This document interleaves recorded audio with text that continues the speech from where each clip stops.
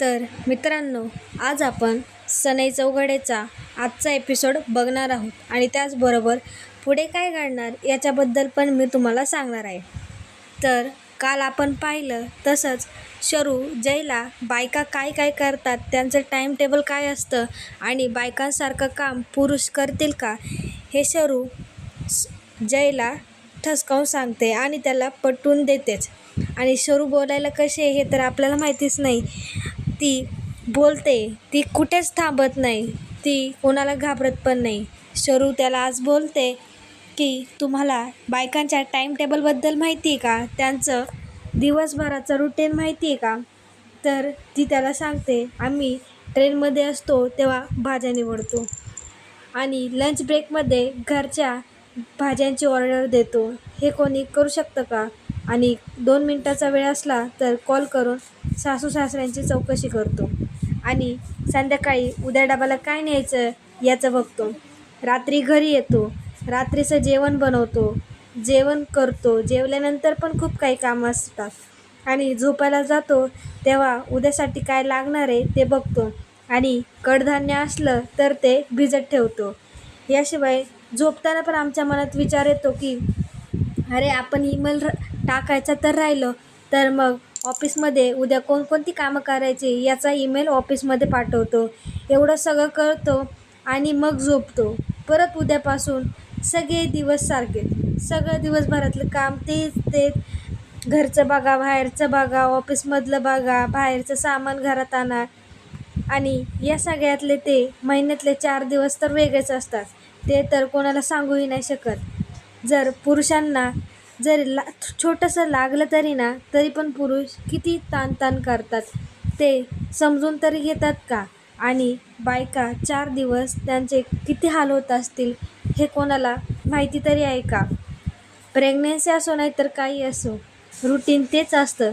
ते महिन्यातले 4 दिवस असतात, ते बायकांना आराम करण्यासाठी असतात, पण तो आराम पण कोणाला मिळत नाही.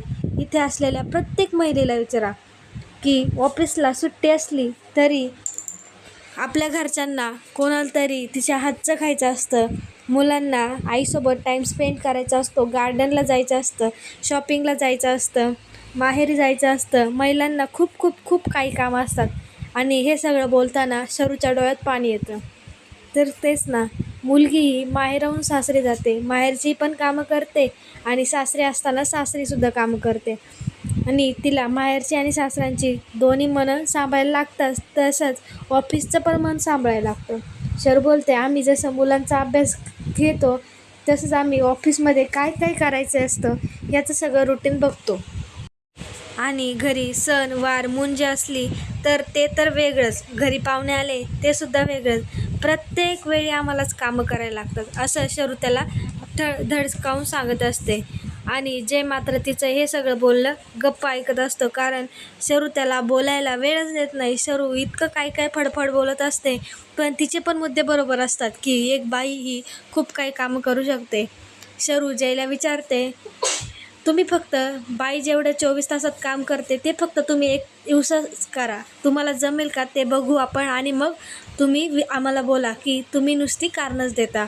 सर आम्हाला पण घरी जायचं असतं, आम्हाला वेळ भेटतच नाही आराम करायला, म्हणून आम्ही बोलतो की आम्हाला लवकर जायचं होतं म्हणून. तरी तुम्ही विचारता, तुम्ही कारणंच देता. घरी उशिरा गेलं तरी घरचेसुद्धा विचारतात, तुम्ही कारणंच देता. आता ऑफिसमध्ये काम किती आहे हे त्यांना सांगणं जमेल का आम्हाला. शरू जयला खूप खूप काय काय बोलत असते.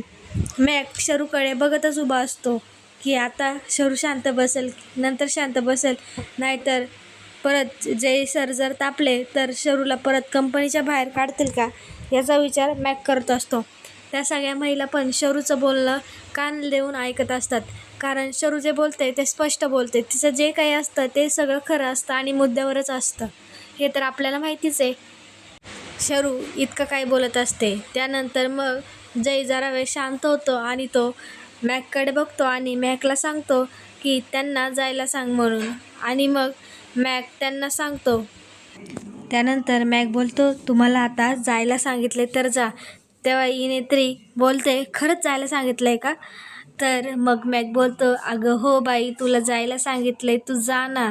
परत जर जय सर तापले नाही तर मग इथंच तुला राहायला लागेल आणि तिचा जरा वेळ काढत असतो. मग त्या सगळ्याजणी उरकतात आणि जायला निघतात. मग मॅक शरू शेजारी येतो आणि शरूची नजर काढतो आणि तिला इशाऱ्यानेच खुणवतो. मग शरू स्वामींकडे बघते आणि स्वामींच्या पाया पडते. इकडे समायरा तिच्या आईला कॉफी घेऊन यायला सांगते. तर तिची आई म्हणजेच उमा कॉफी घेऊन येते आणि उमा बोलते, तुझे बाबा कुठे आहेत? तर समायरा बोलते, असतील इथेच. आणि तेवढ्यात उमेश म्हणजे समायराचे बाबा तिथे येतात. ते तिला विचारतात की तेजस्विनी ताईंचा कॉल होता. तर समायरा खुश होते आणि ती विचारते, काय बोलल्या त्या? तर उमेश बोलतो की त्या तुझ्या आणि गौतमच्या साखरपुड्याचं बोलत होत्या. त्या बोलत होत्या की लवकरात लवकर आपण यांचा साखरपुडा उरकून घेऊया. एवढंच ऐकून समायरा इतकी खुश होते, कारण तिचं गौतमवर प्रेम असतं. तिला त्याच्याशीच लग्न करायचं असतं. पण गौतमचं हे आपल्याला माहिती आहे कोणावर प्रेम असतं मंडळी, तर गौतमचं आसावरीवर प्रेम असतं. तर उमा बोलते, आपण इतकी घाई करायची का? पहिले आसावरीचं तर लग्न होऊ द्या. तर मग समायरा चिडते आणि तिला बोलते, तुला माझं लग्न झालेलं देखवत नाही आहे का? आपण कशाला एवढा वेट करायचा? तर उमा बोलते, अगं त्याला बाहेर तर येऊ दे यामधनं, त्याचं कोणत्या तरी मुलीवर प्रेम आहे ना. तर समायरा बोलते, मला माहिती आहे तो त्याचा विचार बदलेल, पण त्याला जरा वेळ द्या ना. तू कशाला भडकते उगाच? माझं चांगलं होतंय तर होऊ दे ना. ती तिच्या आईला उगाच नावं ठेवत असते आणि उमा बोलते की आपण उगाच हिला लावडावून ठेवले म्हणून, आणि ती त्याच्यासोबत बोलत असते. इकडे जय घरी जातो आणि तो थांबतो. तर त्याला गौतम आणि गौतमसोबत एक मुलगी दिसते बरं का. तर ती कोण असते मित्रांनो, हे तर तुम्ही तिच्या गळ्यातल्या मंगळसूत्रावरतून तर ओळखलेच असेल. एक तर ती दुसऱ्याची बायको असेल, नाही तर गौतमची. तर चला आपण बघूया पुढे तर ती कोणाची बायको आहे नक्की. जय त्याला एका मुलीसोबत बघतो आणि तो विचार करतो, ही नक्की मुलगी कोण असेल, ही काहीतरी गडबड दिसते आणि तो गाडीतून उतरतो. पण तोपर्यंत गौतम तिला घेऊन गेलेला असतो. गौतमने तिला मिठीत वगैरे घेतलेली असते. मग जयला डाऊटच येतो की या मुलीचा आणि गौतमचं काहीतरी संबंध आहे म्हणून. तो गाडीतून उतरतोच, पण गौतम तेवढ्यात ते दोघे निघून जातात. त्यानंतर मंडळी उमा पमाच्या घरी येते आणि पमाला उमा बसायला सांगते. पमा आसूला तिच्यासाठी पाणी घेऊन यायला सांगते. पमा तिला बोलते, कुठे गेली होतीस ग, इतक्या उशिरा आली आणि दमलेली दिसतेस. तर उमा बोलते, अगं शॉपिंग करायला गेले होते मार्केटला, आता खूप घाई ना, आणि तसंच म्हटलं की आसावरीला केळवणाचं निमंत्रण देऊया आणि मग तसंच घरी जाऊया. तर उमाने तिच्यासाठी साडी आणलेली असते. उमा आसावरीला आणि पमाला साडी देते. तर पमा बोलते, अगं आकाशच्या तर लग्नात दिली होती. तर उमा बोलते, अगं आकाशच्या लग्नात दिली म्हणजे आसावरीच्या लग्नात द्यायची नाही असं असतं का? ते आत्ता हो नाही तर कधी हो, हे द्यायला लागतंच, अशी आपल्याकडे प्रथा आहे. तर मग पमा बोलते, छान आहे साडी म्हणून. तर तेवढ्यात त्यांचं बोलणं चालू असतं. उमा विषय काढते की तेजस्विनींचा फोन आला होता. त्या बोलत होत्या गौतम आणि समायराचं साखरपुडा म्हणजे एंगेजमेंट करून टाकूया. पण मला काही हे बरोबर वाटत नाही आहे. आणि पमाचं आणि तेजस्विनीचं आधीच वाकडे हे आपल्याला तर माहिती आहे, त्यामुळे तिला काही एवढा इंटरेस्ट नव्हता. ती बोलते की गौतम हा चांगला मुलगा आहे, पण त्याच्या घरच्यांचं मी काही सांगू नाही शकत म्हणून. तिच्या चेहऱ्यावरतून आपण तिचे हावभाव बघून आपण समजू शकतो की तिला हे आवडलेलं नसतं, म्हणजे तेजस्विनी आवडलेली नसते. हे सगळं आसावरी आतमधनं ऐकत असते. आसावरीला वाईट वाटतं. तर उमा बोलते, मला पण काही हे बरोबर वाटत नाही. आपल्याला समायराचा तो स्वभाव माहितीच आहे, पण त्यांचा पण तसाच आहे. ते सगळे पैशाला बघून आहेत. आणि इकडे हे सगळं ऐकून आसावरीच्या डोळ्यात मात्र पाणी येतं. ती रडत असते. आसावरी तिला पण घेऊन जाते आणि तिला देते. आता दुसऱ्या दिवशी मात्र पमा आसूला बोलते की लवकरावर आपण उमाताईकडे मदत करायला जाऊया तिला म्हणून. आणि पमा एकटीच बडबड करत असते की ती स्वामींना बोलते, आता बाईचं लग्न छान होऊ दे. सगळी पैशांची जुळवाजुळव झाली आणि बाईचं लग्न झालं की आता शरूकडे बघता येईल. आणि ती शर्वरीकडे जाते आणि शर्वरीचं खूप कौतुक करत असते. शरू बोलते, काय गं आज माझं इतकं कौतुक करते? तर ती बोलते, मुली किती लवकर मोठ्या होतात ना, कधी सासरे जातील सांगता येत नाही. आणि ती शरूचं खूप कौतुक करते आणि शरूला विचारते, तुला कसा नवरा पाहिजे म्हणून. शरू बोलते, माझं काही त्याचं ठरलेलं नाही आहे. आणि शरू किती डॅशिंग आहे आपल्याला माहिती आहे, तिचे काही यात विचार, तिचे असे विचारच नसतात. पण पमा तिला विचारते, तुला कसा नवरा पाहिजे, तू इतकी शिकली आहे, आम्ही शिकलो नाही आहे, मग आम्ही कसं काय तुझ्यासाठी नवरा बघायचा. तर मग शरू बोलते, तुम्ही जो मुलगा बघाल तो माझ्यासाठी योग्य असेल आणि मी त्या मुलाशी लग्न करेन म्हणून. आणि पमा तिच्यासोबत जरा मस्ती करत असते थोडा वेळ, त्यांचं मायलेकीचं बोलणं चालूच असतं. तर पमा बोलते, मला जायचे पण मला आधी मार्केटला जावं लागेल. तर मग शरू बोलते, मी कामाला जाताना तुला मार्केटला सोडून देईन, पण आता एवढं ऊन आहे, तू कॅबने यायचं म्हणून. तर पमा हो बोलते आणि मग शरू तिला घेऊन जॉबला जाते आणि तिला मार्केटला सोडते. आता ऑफिसमध्ये जय विचार करत असतो ती मुलगी कोण असते. तो मॅक बोलतो की मी सगळे ईमेल पाठवले, आपण 10 जूनची तारीख बुक करूया, मी आकाश सरांना सांगायला जातो म्हणून. तर जय त्याला बोलतो, तिला पाठवून दे. तर मॅक बोलतो, तिला कोणाला. तर जय बोलतो, मिस शर्वरीला पाठवून दे इकडे, माझं पर्सनल काम आहे, त्यांना सांग. आता पर्सनल काम आहे म्हटल्यावर मॅक खुश झाला, आता सरांचं हिच्याकडे पर्सनल काम काय आहे. आणि तो खुश होऊन शरूकडे जातो आणि शरूला बोलतो, मिस शर्वरी परब, तुम्हाला सरांनी बोलवले, असं तिला लाडीगोडीत म्हणतो. तिला पहिले काही कळत नाही. नंतर ती त्याला विचारते, काय बोलला. तर तो बोलतो, तुला सरांनी बोलवले. शरू बोलते, कशाला. तर तो मोठ्याने बोलतो, त्यांचं काहीतरी पर्सनल काम आहे आणि ते सगळेजण तिच्याकडे बघतात. आता सरांचं हिच्याकडे पर्सनल काम काय. ते बोलतात, काय सरांचं हिच्याकडे काम पर्सनल. तर शरू बोलते, शरूला काही कळतच नाही, आता शायनर असं का बोलला असेल. ती बोलते, अरे नाही, आम्ही नातेवाईक आहोत ना, आणि आज आशुताईचं म्हणजे माझ्या बहिणीचं त्याच्या बहिणीचं एक ते केळवण आहे ना, म्हणून त्याला जरा बोलायचं असेल आणि ती जरा गडबड करते. तर मग तिची हे तोंड दाखवून तिला काहीतरी विचारतच असतो. इकडे पमा मार्केटमधून येत असते आणि तिला अचानक चक्कर येते आणि ती खाली पडते. ती पडल्यावर तिला एक मुलगी उचलते. आता या मुलीचं पण या मालिकेत खूप मोठं प्रोत्साहन आहे. ती मुलगी कोण असते तुम्हाला माहिती का. ती मुलगी असते गौतमची बायको. आणि आता आपल्याला पुढे कळेलच. ती मुलगी मग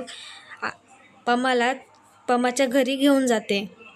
इकडे शरू जयच्या रूममध्ये येते आणि त्याला बोलते, सर कोणी असं बोलतं का की माझं पर्सनल काम आहे म्हणून, सगळे माझ्याकडे कसे बघत होते. आणि जय तिला ओरडतो. तो बोलतो, काय म्हणजे आता गौतम आणि असवरीचं काम माझ्यासाठी पर्सनलच आहे ना, म्हणून मी त्याला सांगितलं. तर ती बोलते, सगळे माझ्याकडे कसे बघत होते पर्सनल काम बोलल्यावर.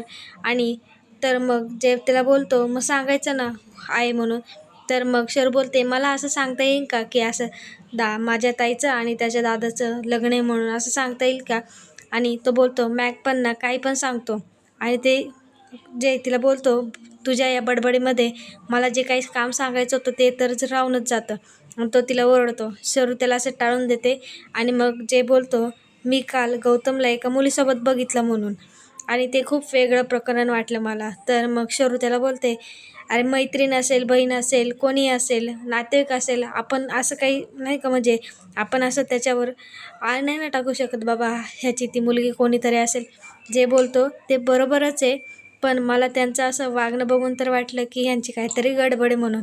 तर शरू बोलते, आता तू बघितलं म्हटल्यावर काहीतरी गडबड नक्की असेल. तर मग तो बोलतो, ती गडबड नाही, तो पूर्ण मुलगाच गडबड आहे म्हणून. तर मग शरू बोलते, आपण असं सिद्ध नाही ना करू शकत, आपल्याला यासाठी काहीतरी पुरावा सिद्ध करायला लागेल. मग जय बोलतो, आपल्याला पुरावा शोधून काढायलाच लागेल. आणि मग ते दोघं पुरावा शोधतात. आणि मंडळी, आता आपल्याला काय ट्विस्ट बघायला मिळणार आहे सांगू का. आता ती मुलगी म्हणजे गौतमची खरी बायको पमाला घरी घेऊन येते. आसावरी तिची विचारपूस करते आणि तिला बोलते, तुला आम्ही जायला नव्हतं ना सांगितलं, तुझी तब्येत पण बरी नाही आणि तू का गेलेस म्हणून. आणि तेवढ्यात ते बोलतच असतात, तेवढ्यात त्या मुलीला गौतमचा फोन येतो. आता गौतमचा कॉल येतो आणि तिच्या मोबाईल स्क्रीनवर गौतम आणि तिचा फोटो असतो. आणि तिला माहिती नसतं, कारण त्याने प्रत्येक मुलीला त्याची नावं ही वेगळी वेगळी सांगितलेली असतात. त्या मुलीचा त्या मुलीला गौतमचा कॉल येतो आणि त्यांचा फोटो त्या कॉलवर दिसतो. आणि आता तो फोटो आसावरीने बघितला असेल की नाही, का आसावरीचं त्या फोनकडे लक्ष नसेल आणि तो फोटो ती बघितल्यावर ती कशी रिॲक्ट होईल हे बघायला विसरू नका.